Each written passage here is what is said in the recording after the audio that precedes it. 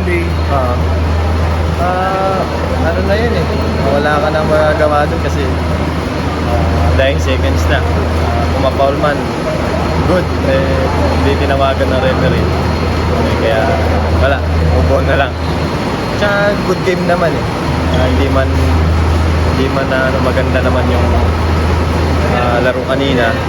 Kaya lang, medyo kinapos lang. So sa turnovers lang din marami din kami turnovers. Siguro 15 turnovers. Siguro kailangan lang din namin ma-execute ng maayos para maiwasan namin yung mga turnovers. Yun lang. Pero tingnan mo yung withdrawn the rebound, parang may foul talaga yan. Oo, sa May contact din. meron kasi ako ang ganda ng posisyon ko eh. Ako ang nauna ng grip ng bola.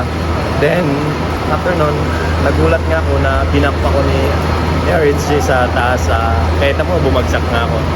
Yun nga lang, hindi tinawagan na referee kasi wala na tayong magawa. Pero yung ending, 2 points lang yung decision yung laro. Do you think parang positive ka pa rin heading to next game? Oo naman, siyempre, every game naman laging positive. Sana, ma-overcome namin yung mga turnovers namin, makuha ulit namin yung game 5.